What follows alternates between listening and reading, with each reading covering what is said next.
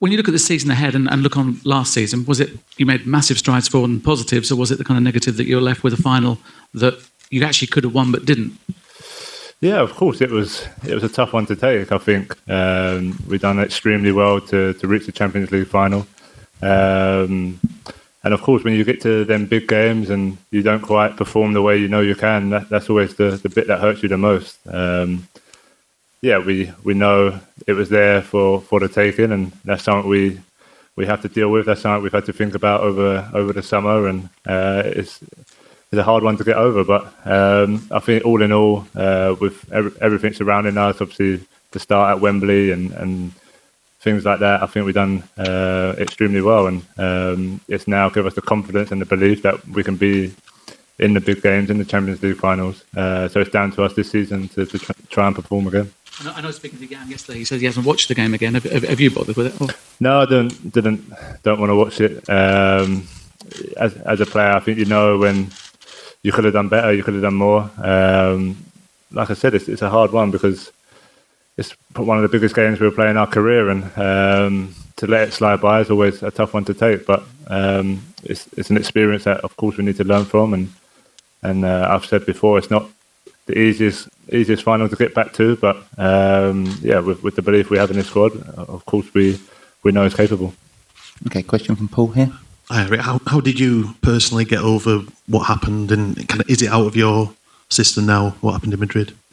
Yeah, of course you have to move on. I think them types of losses always stay with you for a while. I don't think you ever fully get over them. Of course, that one I've been involved in a few in my career, but it makes you stronger. It makes you more determined. It builds the fire in your belly to get back there, and when we do hopefully get back there, prove a point. So of course we've had the summer to reflect and move on, and I think before every season you're more excited about the season ahead than looking in the past.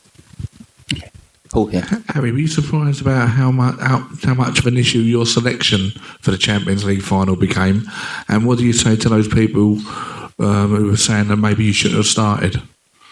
Yeah, look, that's football. That's the game we play, the world we live in. I think everyone has an opinion. It is what it is. The gaffer sitting next to me made a decision on what he thought was the best for the team, and it obviously didn't work out in our favour. But I think all in all, as a team, we all look at each other, and we always win and lose together, and unfortunately that one didn't go our way. Okay, take a question from this gentleman up here. Hi. After all the improvements you've made over the various seasons, what will next season look like if you don't win something? Yeah, it's hard to think about. Of course, we go into every season trying to win. We haven't done so yet, but look, it's down to us. There's nothing. There's no excuses. There's nothing we can say. As a team, we need to do better in the big games, and when we get opportunities like we did last year, we have to take them. But it starts now with the hard work and determination and focus for a big season. And of course, hopefully we can win that trophy. Sorry, Simon here, and then follow up with David. Harry, I almost felt that you got to the Champions League in spite of events last season, given everything that has gone on. Do you think the fact that you're now in the stadium, that you got a few games in the stadium at the end of last season, do you think that the fact that the manager's been able to go out and sign players, is this almost like a new start for Tottenham, but you're starting it from the base of a top four position rather than scrambling to get in it? Yeah, well, I think we've built over the last 5 years or so, and we've built to this moment now. I think the gaffer spoke about it before, about being ahead of the schedule. When we first looked back 5 years ago, the aim was to be playing Champions League football in the new stadium, and of course we went a lot quicker than what people expected, and maybe what we expected. But we're there now in our stadium. We've played a few games there, so everything's in place to now build and progress. So like I said earlier, that's down to us. There's no excuses, and for me, I'm just excited to get going again and try and have a great season. Okay, I'm going to wrap it up, but before I do, it'll be David, Dan, Ali, Mike, and then James, just so everyone's clear, but it won't take any more after that. Okay, David. Harry, in the league last season, obviously City and Liverpool were out on their own. You guys lost 13 games. How do you bridge that gap and get the consistency required to challenge for the title? Because obviously that's the next step domestically, I guess.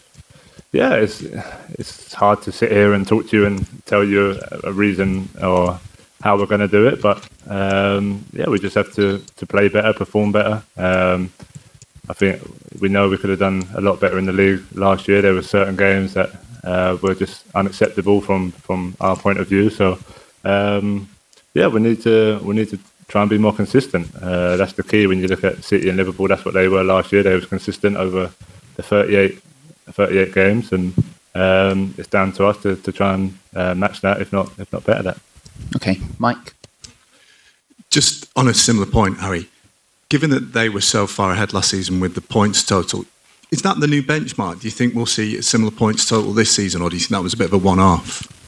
It's hard to say. Obviously, City have done that over the last couple of seasons now, but with City, the Premier League always goes up and down. When you look at kind of the points that have won the league over the last 25 years or whatever it's been in the Premier League, it's always varied. So I think the top six is very strong, and anyone who can kind of put a good spell together and be consistent over a period of a few months can try and push ahead. So look, we don't know. Of course, we've got great teams in the Premier League, but we'll have to wait and see come mid-May.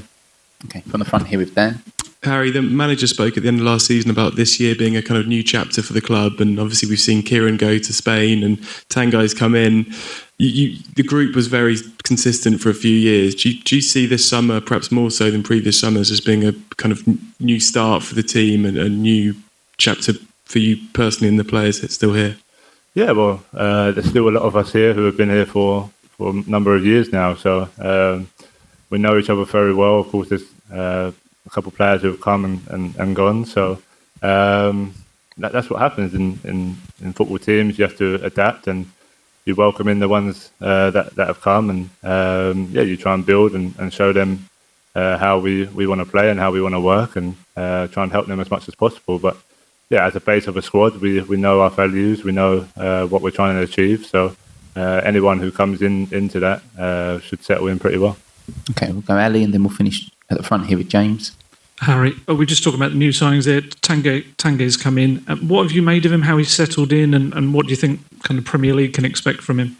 Yeah, no, he's been great. So we've trained now for the last week or so, and it's been tough, and we're working hard, and he's been working hard, and we've got Musa Sissoko helping him out like his big brother, and he's settled in really well. At the end of the day, we always judge each other on what we do on the pitch, and he's working hard. He's trying to improve, and that's all we can ask for. So we're looking forward to having him for the season, and I hope he's enjoying it as well. Okay, last question from James. Harry, Liverpool came from fourth and enjoyed, I think, a 22-point increase last season. Can you take inspiration from that they were, able to sort of have such a huge jump? And do you think this Tottenham team are capable of doing something similar? Well, I think it comes down to confidence and consistency, and like I touched on earlier, getting on good runs where you're winning games.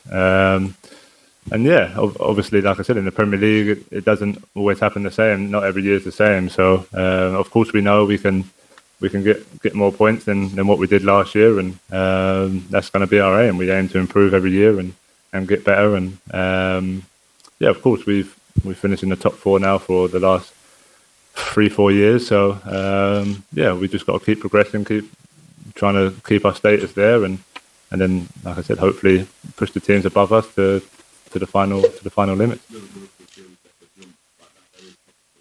Yeah, it's not just Liverpool that shows that. I think there's been plenty of times in the Premier League where a team's not done amazing the year before and then got 10, 15, 20 more points the season after. It's just, it happens in the Premier League. You get confidence, you get on a momentum, and you can easily rack up the points. On the other hand, if you get in a bad spell, you can easily drop points. So it's down to us to try and get on a good momentum.